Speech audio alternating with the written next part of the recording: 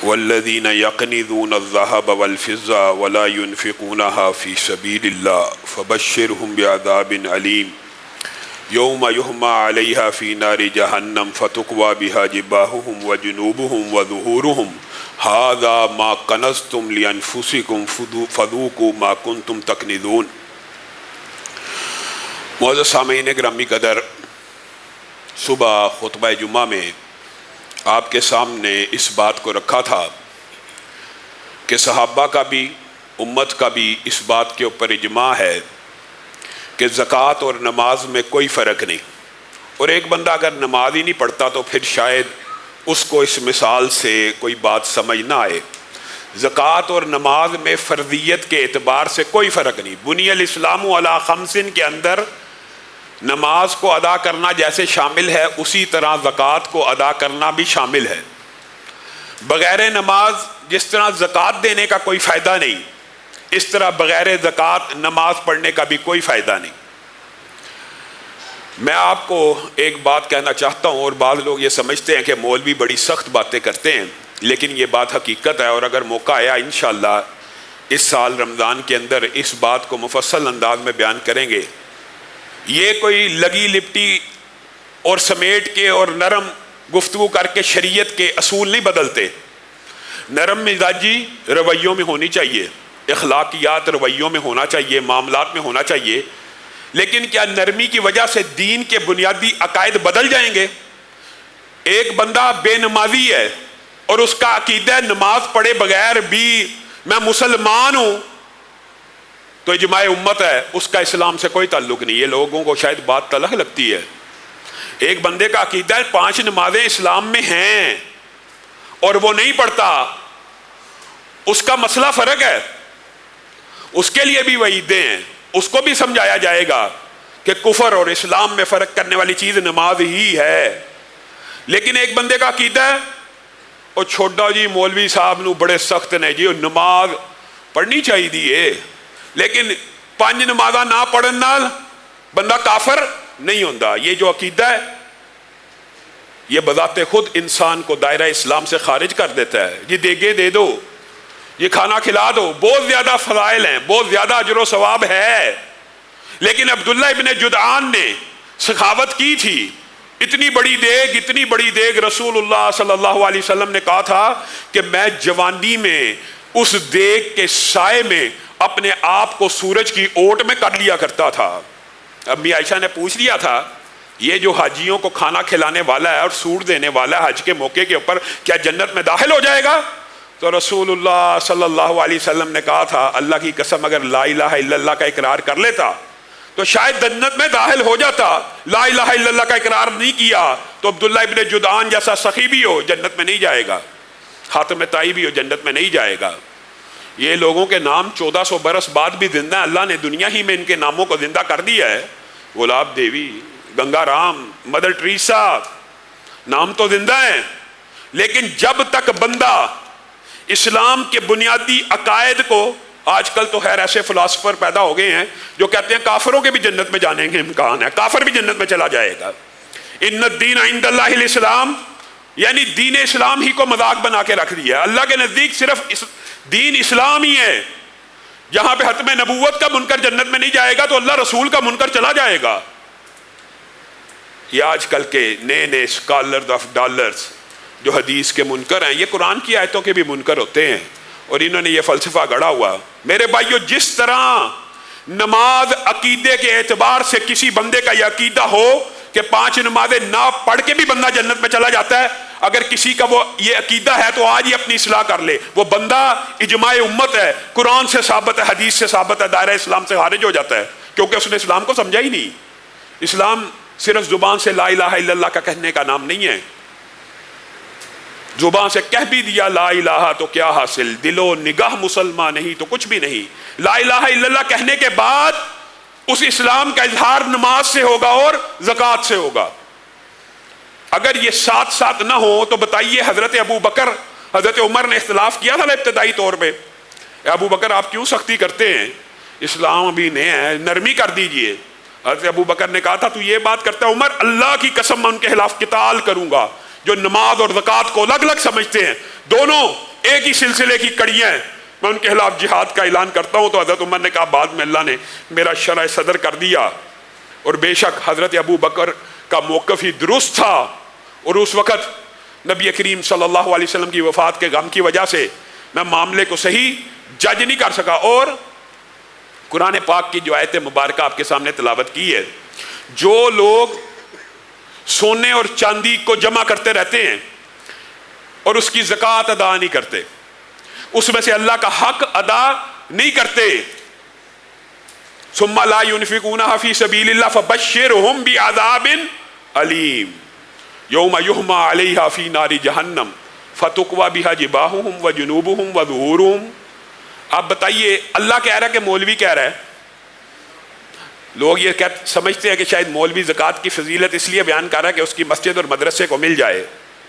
دوسری طرف ان کی عقل پہ پردہ ہے، جب بات نماز کی کرو تو کہتے ہیں یار لوگوں کا پیٹ پالنے سے بھی بندہ جنت میں چلا جائے گا، جب لوگوں کا پیٹ پالنے اور زکوٰۃ کی بات کرو تو کہتے ہیں مولوی اپنی مسجد کے لیے، اپنے مدرسے کے لیے شاید چندہ اکٹھا کرنا چاہتا ہے۔ اللہ کہہ رہا ہے، مولوی نہیں کہہ رہا، جو بندہ اپنے مالوں کی زکوٰۃ ادا نہیں کرتا، اس آیت کی تفسیر میں لکھا ہوا ہے اور رسول اللہ صلی اللہ علیہ وسلم ثابت ہے، اور اگر تفسیر نہ بھی ہو ترجمے سے ثابت ہے، وہ سونا چاندی ان کو آگ میں پگھلا کر ان کی پشتوں پہ، ان کے ماتھوں پہ، ان کے آگے اور پیچھے 50,000 سال کا جو دن ہوگا پگھلا کر، بتائیے سونے کا بوائلنگ ٹمپریچر کیا ہے، چاندی کا کیا ہے، میلٹنگ پوائنٹ کیا ہے؟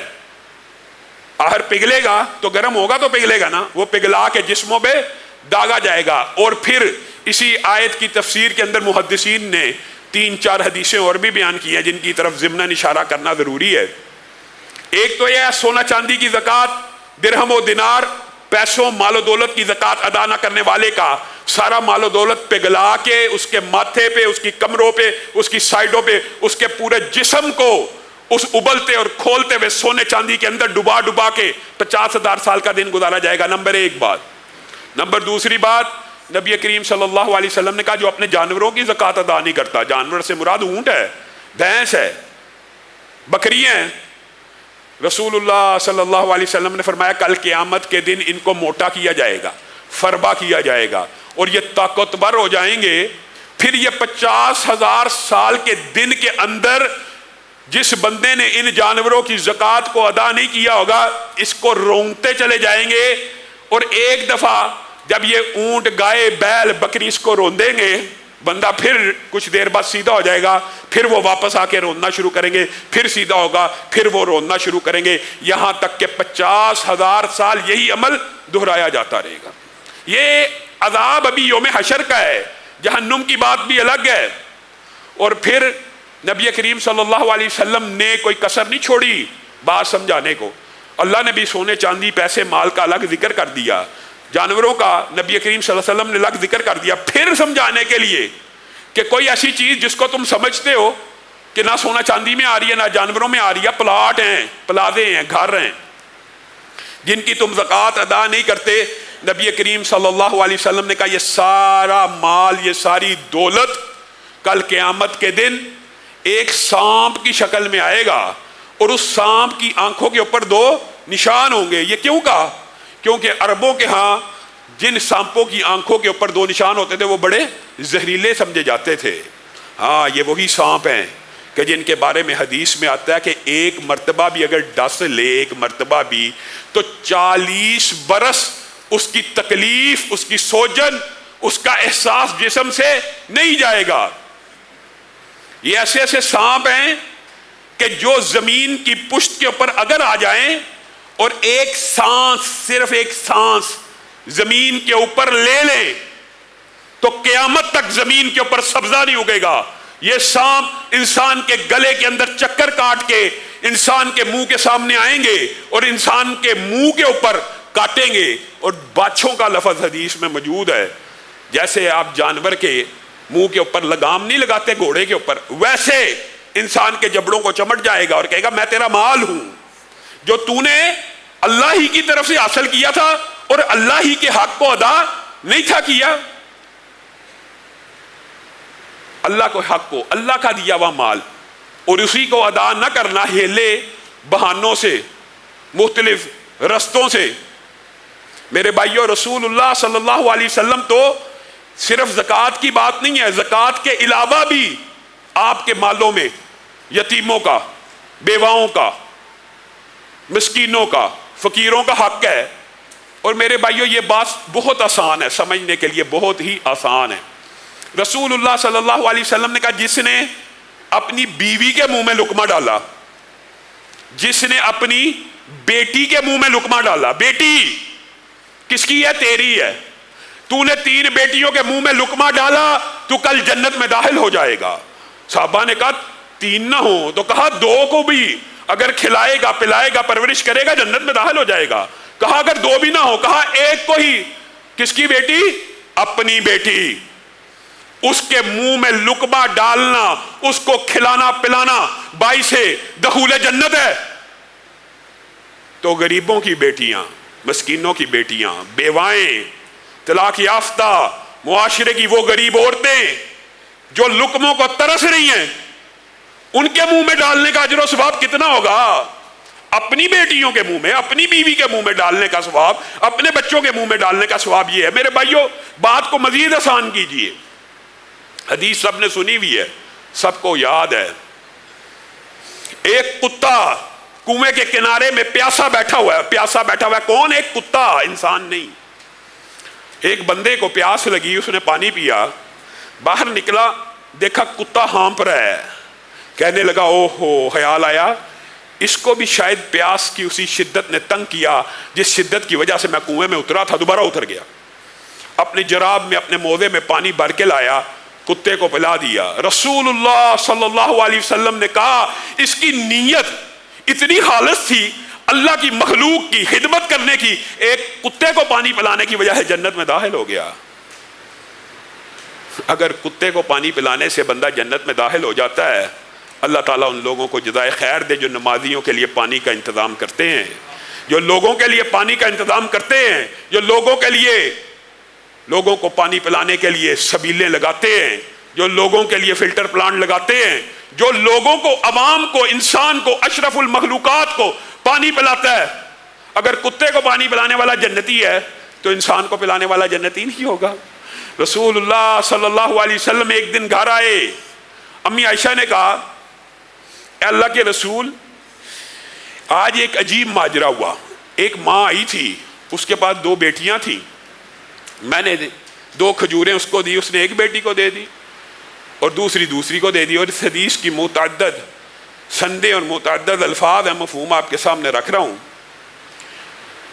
کہا ایک اس کو تھما دی، ایک اس کو تھما دی، تیسری خود کھانے لگی۔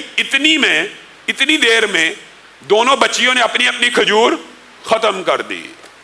اب وہ پھر اپنی ماں کی طرف دیکھ رہی ہیں، تو ماں نے جو کھجور اپنے لیے رکھی تھی اس کو بھی 2 ٹکڑوں میں تقسیم کیا، ایک بیٹی کے منہ میں ڈال دی، دوسری بیٹی کے منہ میں ڈال دی، خود بھوک اور پیاس کاٹ لی۔ رسول اللہ صلی اللہ علیہ وسلم کی دل کی کیفیت بدل گئی۔ ظاہر ہے رسول اللہ تب بھی بولتے ہیں جب آسمان سے وحی آتی ہے۔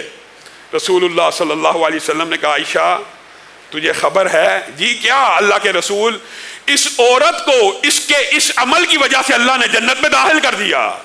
اپنی بیٹیوں کو کھلانے کی وجہ سے بندہ جنت میں داخل ہو جاتا ہے تو لوگوں کی یتیم بچیوں کی کفالت کرنے سے نہیں داخل ہوگا۔ یہاں پہ ایک اور نقطے کی بات ہے، ضمنی طور پہ آئی ہے تو یہ بھی سمجھ لیجئے۔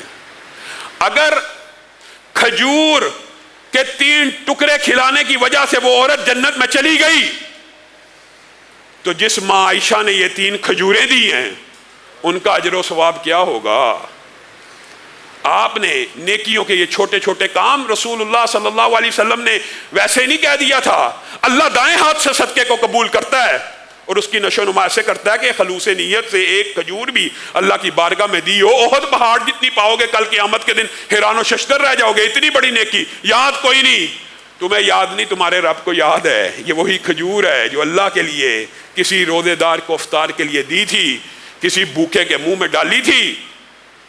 میرے بھائیو، آج ہم اللہ کے عطا کردہ مال کے اندر سے اللہ ہی کا حق ادا کرنے سے کتراتے ہیں۔ لوگ سوال کرتے ہیں، حیران ہو جاتا ہے بندہ، زکوٰۃ سے بچنے کے لیے ہیلے بہانے۔ میرے بھائیو، یہ مسئلے انشاءاللہ اس حوالے سے جو فضائل کے واقعات ہیں وہ آپ کے سامنے تفصیل سے رکھیں گے، لیکن یہ مسئلہ سمجھنا نہایت ضروری ہے۔ علامہ صاحب میں نے 2 پلاٹ خریدے ہوئے ہیں، ایک پلاٹ کے اوپر گھر بنانا چاہتا ہوں ذاتی، دوسرا پلاٹ اس لیے رکھا ہوا ہے وہ اس کی کنسٹرکشن میں کام آئے گا، ہمیں فتویٰ ملا ہے دونوں کے اوپر زکوٰۃ نہیں لگتی۔ سبحان اللہ، سبحان اللہ۔ جس پلاٹ کے اوپر گھر بنانا ہے وہ تیرا گھر ہے، وہ تو زکوٰۃ سے مستثنا ہو گیا، لیکن جس پلاٹ کی سیونگ سے تو گھر بنا رہا ہے اگر اس پہ بھی زکوٰۃ نہیں ہے تو زکوٰۃ پھر اسلام میں کس مال کے اوپر ہے؟ زکوٰۃ ہوتی سیونگ کے اوپر ہے، زکوٰۃ ہوتی ہی سیونگ کے اوپر ہے۔ بنیادی فلسفہ زکوٰۃ کا سمجھ لیجئے، مال تجارت، مال برائے فروخت، کیش ان ہینڈ اور سیونگ، 2 پلاٹ اگر اس نیت سے رکھے ہوں کہ 2 گھر بناؤں گا اپنی ذات کے لیے تو زکوٰۃ سے مستثنا ہو سکتے ہیں، لیکن ایک پلاٹ خریدا گھر بنانے کے لیے اور دوسرا اس کے اوپر لگانے کے لیے، دونوں زکوٰۃ سے مستثنا نہیں ہو سکتے۔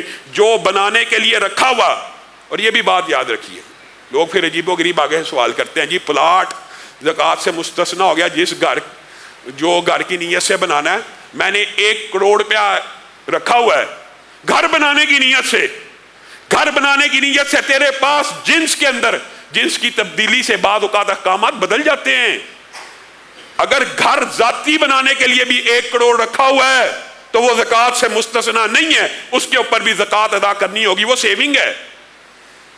یہ عجیب و غریب فتوے مارکیٹ میں، اب پھر بندہ اس بندے کا کیا نام لے؟ آگے لوگ کہتے ہیں آپ ہر وقت گامدی صاحب کو کہتے رہتے ہیں، جو کہتا ہے روزہ بھی گرمیوں میں نہ رکھو، پھر اس کو کچھ بندہ کہے نا، پیپر آ جائیں، امتحان آ جائیں تو روزے اگلے سال رکھ لیے جائیں۔ یہ اسلام کا مذاق نہیں ہے تو کیا ہے؟ میرے بھائیو، زکوٰۃ ہر سیونگ کے اوپر ہے، ہر کیش ان ہینڈ کے اوپر ہے۔ ہاں جو باتیں درست ہیں اس کا اقرار ہے، وہ لوگوں کے لیے اللہ نے آسانیاں دی ہیں، اور یہ بات کوئی مشکل بات نہیں ہے۔ ایک بندہ کاروبار پلاٹوں کا کرتا ہے، وہ بیچتا ہی پلاٹ ہے، ایک بندہ بیچتا ہی گھر بنا بنا کے، پلاٹ خریدتا ہے، گھر بناتا ہے، بیچ دیتا ہے۔ اس کی تجارت کیا ہوگی؟ گھر فروخت کرنے کی۔ اس کی تجارت کیا؟ پلاٹ فروخت کرنے کی۔ اس کے پلاٹ اور گھر کے اوپر جتنی بھی مالیت لگی ہے، جو مارکیٹ ریٹ ہے اس کے اوپر اس کو زکوٰۃ لگے گی۔ حکم علامہ صاحب تھوڑی سی بات مختلف کریں تو بدل جاتا ہے، ہاں بدل جاتا ہے۔ یہی دوسرا بندہ گھر بنا رہا ہے بیچنے کی نیت سے نہیں، کس نیت سے؟ کہ گھر بنا لوں گا، بوڑھا ہو گیا ہوں، 10-20 سال یہاں سے کرایہ کھاؤں گا، 10-20 سال یہاں سے کرایہ کھاؤں گا۔ اب آپ کہتے ہیں زکوٰۃ سے مستثنا ہے، اور بھائیو یہ ہم نہیں کہتے، یہ رسول اللہ صلی اللہ علیہ وسلم کی زندگی میں معاملات پیش ہوئے اور انہوں نے ہی اس کو بیان کر دیا۔ بڑی آسان بات ہے، کوئی مشکل بات نہیں ہے، خام ہاں لوگوں کے دماغ میں اشکال ڈالے جاتے ہیں۔ ایک بندہ بھینسوں کا کاروبار کرتا ہے یا جانوروں کا، اس کے پاس 40 بھینسیں ہیں، 100 بھینسیں ہیں، تو اس کی ٹریڈنگ بھینس ہے تو اس کی زکوٰۃ بھینس کے اوپر ہی ہوگی۔ ایک بندہ بھینسیں خریدتا ہے اس لیے ہے کہ میں ان کا دودھ مارکیٹ میں بیچوں گا، بھینسوں کو چارہ بھی کھلاؤں گا، خرچہ بھی کروں گا اور دودھ بیچوں گا۔ اب اس کی بھینس کی خرید و فروخت کے اوپر زکوٰۃ نہیں ہے، کس کے اوپر ہے؟ دودھ کے اوپر، دودھ کے اوپر۔ اسی طرح گھر کی مثال ہے، ایک بندے نے گھر بنایا بیچنے کے لیے، آپ اس کے اوپر زکوٰۃ لگا رہے ہیں، ہم لگا رہے ہیں، یار ہمیں کیا مسئلہ ہے؟ اللہ اور رسول اللہ صلی اللہ علیہ وسلم کے احکامات سے لگی ہے۔ گھر 3 کروڑ کا ہوتا ہے جی، 4 کروڑ کا، اللہ کا شکر کر، اللہ نے تجھے 3-4 کروڑ پہ جیسی سکت دی ہے، تو کیا ہو گیا ہے؟ 10 لاکھ دیتے ہوئے تکلیف ہو رہی ہے، وہ دوسرے بندے نے جی کرائے پہ چڑھایا ہوا ہے، اس کو تو نہیں پاڑی، تو بھی کرائے پہ چڑھا دے۔ اگر ہیلے بہانے ہی کرنے ہیں، جب تیرا بزنس ہی خرید و فروخت کا ہے تو تیری اس کے اوپر زکوٰۃ لگے گی۔ ہاں دوسرے بندے نے کرائے پہ چڑھایا ہوا ہے، 1 لاکھ روپیہ مہینہ کرایہ آ رہا ہے، یہ بات حقیقت ہے۔ اس کا جب تک یہ دوبارہ گھر کیش ان ہینڈ میں منتقل نہیں ہوتا اور دوبارہ اس کو کاروبار کے اندر نہیں ڈالتا، کسی اور تجارت میں نہیں ڈالتا، یہ زکوٰۃ سے مستثنا ہے۔ زکوٰۃ کس کے اوپر لگے گی؟ 1 لاکھ مہینے کے کرائے کے اوپر 12 لاکھ اگر 12 مہینے کا لیتا ہے، اور اگر سارا کھا جاتا ہے زکوٰۃ بھی نہیں، اور اگر ساری سیونگ ہے سب کے اوپر زکوٰۃ ہے۔ یہ کوئی مشکل مسئلہ نہیں ہے، لیکن ان کو جان بوجھ کر عوام کو کنفیوز کرنے کے لیے، اور میرے بھائیو جو پراپرٹی جو دکان کرائے پہ دی ہوئی ہے اس کے کرائے کے اوپر زکوٰۃ ہے، جو دکان برائے فروخت رکھی ہوئی ہے، جو گھر برائے فروخت رکھا ہوا ہے، جو پلاٹ سوسائٹی کاٹنے کے لیے رکھے ہوئے ہیں، چاہے وہ اربوں روپے کی پراپرٹی ہے، اس بات سے بڑا گھبراتے ہیں، اللہ کا شکر نہیں ادا کرتے کہ اللہ نے اربوں روپے کی پراپرٹی دی، یہ شکر نہیں جی ارب روپے کے اوپر 2.5 کروڑ زکوٰۃ ہے تو کیا ہو گیا؟ پلاٹ بھی تو اللہ نے تجھے ارب روپے کے دے دیے ہیں، پلاٹ بھی تو کروڑوں کے تجھے دے دیے ہیں، جو پلاٹ برائے فروخت ہے، جو پلاٹ برائے فروخت ہے، جو یہ مال تجارت ہے، یہ رسول اللہ صلی اللہ علیہ وسلم نے بیان کیا، مال تجارت، راس المال، ایک بندے کی دکان ہے کپڑے کی، یہ دونوں میں کچھ فرق یہ ہوتا ہے کہ پلاٹ والے کے پاس تو پتہ ہوتا ہے یہ 5 پلاٹ ہے جی، یہ برائے فروخت ہے، یہ میں نے گھر کے لیے رکھا ہے، وہ تو مستثنا ہو گیا، جو برائے فروخت ہے اس کے اوپر زکوٰۃ ہے۔ دکانداروں کو کیا کرنا چاہیے؟ مال تجارت، دکان کے اندر 1 کروڑ کا مال پڑا ہے، سارے کے سارے کی زکوٰۃ ہے، جتنا کاروباری سرکل کے اندر پیسہ ہے اس کے اوپر زکوٰۃ ہے، جتنی گرائی آنی ہے۔ یہ بھی یاد رکھیے، یہ بھی لوگ پورا ماہ رمضان میں مسئلہ پوچھتے رہتے ہیں، بات اس طرف چل پڑی ہے تو اس بات کو ہم مکمل کرتے ہیں۔ جو پیسے لوگوں سے لینے ہیں، میں نے ایک شخص سے 5 لاکھ لینا ہے، میں نے ایک شخص سے 10 لاکھ لینا ہے، میں نے ایک شخص سے 20 لاکھ لینا ہے، جتنے بھی کاروباری حضرات ہوتے ہیں بنیادی طور پہ دکاندار، ان کا جتنا سرکل ہوتا ہے، دکان کے اوپر مال 2 کروڑ کا پڑا ہوا ہے، مارکیٹ سے بھی انہوں نے 2 کروڑ تقریباً لینا ہوتا ہے، وہ زکوٰۃ کیلکولیٹ کر رہے ہوتے ہیں، علامہ صاحب 2 کروڑ دا مال ہے دکان 80 لوگوں کا کروڑ دینا ہے، 1 کروڑ دی زکوٰۃ دینی ہے، ماشاءاللہ۔ جو 2 کروڑ روپیہ لینا ہے اس میں سے میکسیمم 10-20 لاکھ کی گرائی مر جائے گی۔ ہاں، یہ اللہ نے سہولت دی ہے کہ جو پیسے لینے والے ہوں، جن کے بارے میں امید ہو آ رہے ہیں، ان کی زکوٰۃ بندہ ادا کرتا رہے، انشاءاللہ آ جائیں گے۔ ہاں، جن کے بارے میں یقین ہو کہ یہ نہیں آنے، اس کی زکوٰۃ چاہے ادا نہ کرے۔ اور جو پیسے کسی سے لینے ہوتے ہیں، اس کی زکوٰۃ کیوں کر ادا کی جاتی ہے؟ پھر لوگ یہ سوال کرتے ہیں، او بھائی یہ تیری سیونگ ہے، تو نے اپنے دوست کو قرض دیا 5 لاکھ روپیہ، یہ وہ واپس نہیں کر رہا، لیکن واپس کرنے کی امید ہے، جب تک امید ہے تجھے اس کی زکوٰۃ دینی ہوگی، کیونکہ یہ خالصتاً تیری سیونگ ہے۔ اس کے اوپر تو کہتا ہے 2 سال ہو گیا وہ میرا قرضہ نہیں واپس کر رہا، زکوٰۃ دینا شروع کر، انشاءاللہ واپس کر دے گا۔ جو گرائی مری ہوئی ہو، جس کے بارے میں امکان ہو یہ نہیں آنی، البتہ اس کے بارے میں یہی مسئلہ ہے کہ جب امکان ختم ہو گیا، ایک بندہ پیسے لے کے دوڑ گیا، اس کی آپ نے زکوٰۃ ادا نہیں کرنی۔ اسی طرح جو زمینیں ہوتی ہیں ٹھیکے کے اوپر، ان کے بھی کرائے کے اوپر زکوٰۃ ہوتی ہے، اور اگر بندہ خود اس کے اوپر کھیتی باڑی کر رہا ہے، اس کا ایک الگ نصاب ہے جو دیہاتی لوگ جانتے ہیں عشر کے حوالے سے، کہ وہ پھر اس کی پیداوار کے اوپر زکوٰۃ دینی ہوتی ہے۔ لیکن جب بھی کوئی چیز انسان، اس کا ایک بڑا آسان کلیہ جو کاروباری یہاں فیملیز ہوتی ہیں بالعموم، انہوں نے بڑا آسان نکالا ہوا ہے، تاکہ زکوٰۃ صحیح معنوں میں اللہ کو راضی کرنا ہے نا، بات تو اللہ کے احکامات کو ماننے کی ہے۔ یکم رمضان اور رمضان میں زکوٰۃ کو اسی لیے ادا کیا جاتا ہے معاشرے کے اندر کہ اس میں اجر و ثواب زیادہ ہوتا ہے، لیکن اس کا مطلب یہ نہیں ہے کہ پورا سال زکوٰۃ کو ادا نہیں کرنا۔ فَلَقْتَحَمَ الْعَقَبَةَ وَمَا أَدْرَاكَ مَا الْعَقَبَةُ فَكُّ رَقَبَةٍ أَوْ إِطْعَامٌ فِي يَوْمٍ ذِي مَسْغَبَةٍ۔ اللہ تعالیٰ نے کہا تجھے کیا پتا جنت میں جانا آیا، نیکی کی گھاٹیاں کیسے کراس ہونی ہے، تو نے جنت کو بڑا آسان سمجھ لیا، یہ جو مشکل پرپیش وادی ہیں تجھے کیا پتا کیسے پار ہوں گی؟ یہ پار ہوں گی مقروضوں کی مدد کر کے، یہ پار ہوں گی یتیموں کی کفالت کر کے، یہ پار ہوں گی مسکینوں کو کھانا کھلا کے۔ کس دن؟ جس دن وہ بھوکے ہوں، بھوک اس کو لگی ہوئی ہے محرم سفر ربیع الاول میں، تو اس کو کہتا رہے میں تجھے کھانا کھلاؤں گا رمضان میں۔ پورا سال اس لیے زکوٰۃ ادا کی جاتی ہے، جس کے پاس گنجائش نہیں ہے وہ پورا سال زکوٰۃ دے سکتا ہے۔ کیوں؟ او اطعام فی یوم ذی مسغبہ، اس دن جس دن بندہ بھوکا ہے اس دن کھانا کھلانا ہے، اس لیے پورا سال بھی نکالی جا سکتی ہے۔ لیکن ہاں، ایک بڑا پورشن رمضان کے اندر زکوٰۃ کا اس لیے ادا کیا جاتا ہے، حساب کتاب بڑا آسان ہو جاتا ہے، بڑا آسان۔ آپ اگر یہ کیلکولیشن کرنا چاہیں نا تو آپ پیچیدگیوں کا شکار ہو جائیں گے۔ یہ والا پلاٹ 6 ماہ پہلے لیا تھا، یہ والا 8 ماہ پہلے لیا تھا، یہ مال 9 ماہ پہلے لیا تھا، اس کا سال کب مکمل ہوتا ہے، اس کا سال کب مکمل ہوتا ہے۔ ابتدا میں منشیوں کی یہی ذمہ داری ہوتی تھی، وہ بھی بیچارے ہر وقت کھاتے سیدھے کیا کرتے تھے۔ اس کا بڑا آسان حل ہے، یکم رمضان جس دن آئے، تو نے پلاٹ خریدا 6 ماہ پہلے، تو نے پلاٹ خریدا 8 ماہ پہلے، تو نے پلاٹ خریدا 10 ماہ پہلے، تیرے پاس کیش ان ہینڈ آیا 1 دن پہلے بھی، تو آسانی کے لیے کیا ہے، یکم رمضان کو جتنا ٹوٹل کیش ان ہینڈ ہے بینک اکاؤنٹ کے اندر، کیش ان ہینڈ جتنی مالیت گھر میں موجود ہے، ٹوٹل کیش ان ہینڈ چاہے 1 دن پہلے ہی کیوں نہ آیا ہو، اس کی زکوٰۃ نکال دے، اور جتنا مال برائے فروخت ہے اس کی زکوٰۃ یکم رمضان کو کیلکولیٹ کر کے نکال دے۔ اس سے کیا آسانی ہوتی ہے، اگر اگلے سال کے 6ویں مہینے میں بھی بک جائے گا تو انشاءاللہ تیری زکوٰۃ پورے کے پورے سال کی ادا ہو چکی ہوگی۔ ہر ایک دفعہ یہ چکر چلانا ہے، ایک دفعہ یکم رمضان کو پورے مال تجارت کی، پورے کیش ان ہینڈ کی، پوری گرائی کی، جتنے لینے ہیں ان کی زکوٰۃ ایک مرتبہ آپ کو یہ تکلیف کرنی پڑے گی، یکم رمضان کو کیلکولیٹ کر دیں، چاہے 6 مہینے پہلے لیے چاہے 8 مہینے پہلے لیے، یہ نہیں کہ اس کا مہینہ رمضان کے 3 مہینے بعد شروع ہو رہا، پھر آپ اسی چکر میں سارا سال لگے رہیں گے۔ آپ یکم رمضان کو ادا کریں اور پھر حساب کریں اگلے سال یکم رمضان کو، تو اللہ تعالیٰ آپ کے کھاتے سیدھے کر دے گا۔ اللہ رب العزت جو کہا گیا جو سنا گیا اس کو سمجھنے کی توفیق عنایت فرمائے۔